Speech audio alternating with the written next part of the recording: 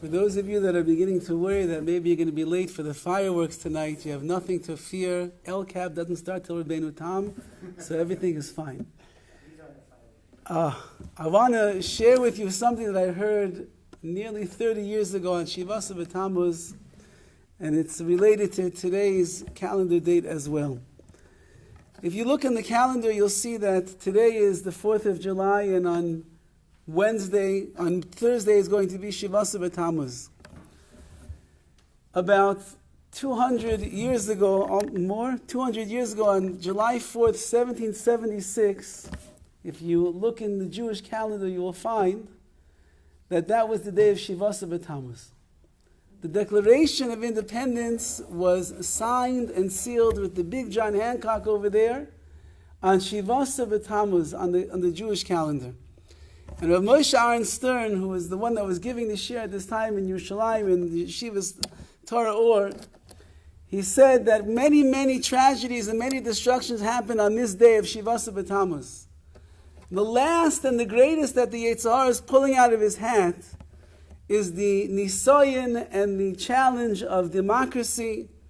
And that itself is, of course, going to be started on the day of destruction for Klal Yisrael, on the 17th of Tammuz, when it speaks about the 5 tragedies that itself took place on this day.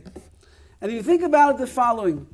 The first of all of the 5 tragedies that took place on 17th of Tammuz is that Moshe Rabbeinu was Shoyves HaLuchos, the Shviras HaLuchos. He broke the Luchos when he came down from Har Sinai. He saw Klal Yisrael dancing around the golden calf. He realized that the Luchos cannot be kept by such a nation like this, and he broke them. The Declaration of Independence and the Constitution that followed about 10 years later is the exact opposite of what Torah is. This point I believe Rabbi Tatz himself makes, and that is that if you look inside the laws and the statutes, the amendments of the laws of America, you'll find a lot of rights. You have the right for this, and the right for this, and the right for this. It's all rights that I have as a human being. I'll make up my rights. But in the Torah, it's made up all of obligations. HaKadosh Baruch Hu is mitzavos, he commands us, and a commandment is something that is unbreakable. A right is something that you can change. When the world will change, when the culture will change, when democracy will change, when the ruach, the spirits and the winds of this world will change. So if you don't like what it said 100 years ago or 200 years ago, so then you have the right to change the rights that it says that we have.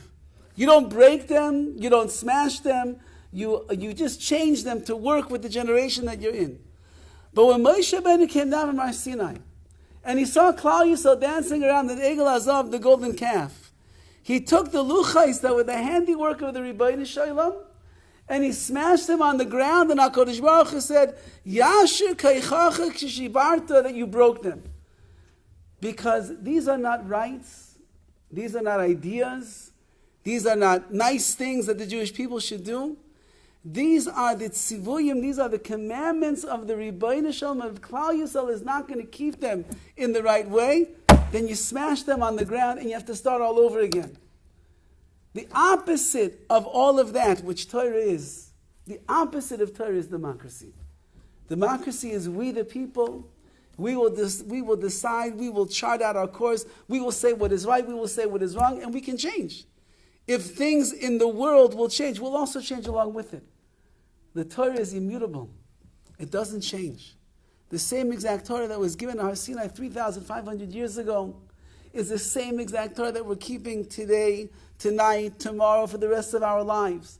The same mitzvahs that Moshe Rabbeinu was keeping and Aaron HaKohen was keeping and the Chavetz Chaim kept 100 years ago, the same exact mitzvahs that we are keeping, they don't change. We have to learn how to understand, how to sometimes accommodate, if I could use such a treif word, but accommodate for the generation that we are in.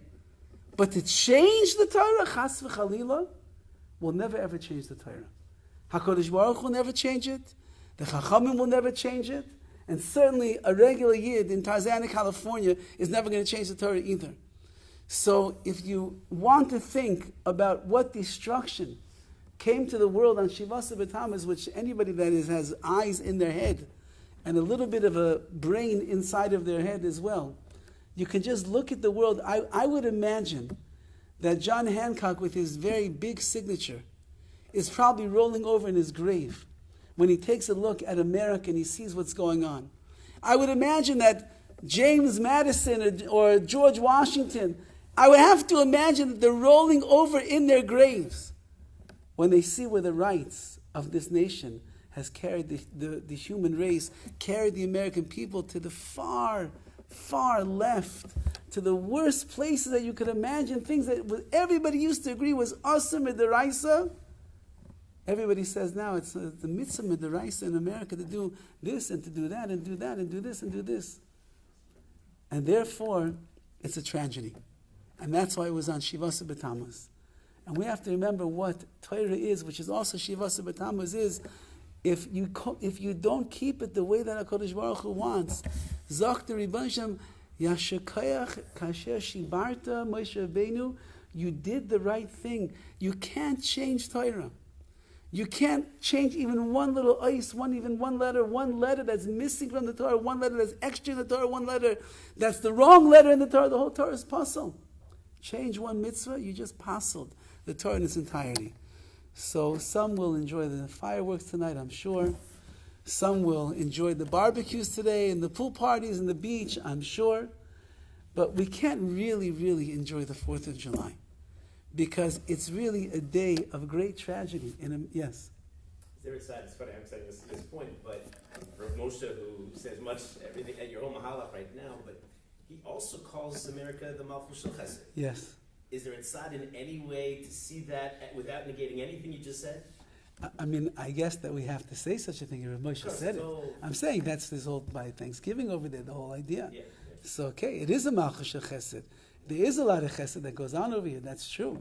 And they've been very kind to us all of these years, allowing us to rebuild Klal Yisrael after, especially after the Holocaust that we came in and we were able to build schools and yeshivas and Beis Yaakov and shuls and everything. And yes, for sure. But in the hashkafa of what America stands for, which began on 17th Tammuz, which began with this declaration that we, the people, we are going to decide and discern what is right for us, even though they claim that they're under the liberty of God, whatever all those fancy words that thou art, that they have over there. But Lemais, at the end of the day, hundreds of years later, you see where such a hashkaf as Achaim carries a nation.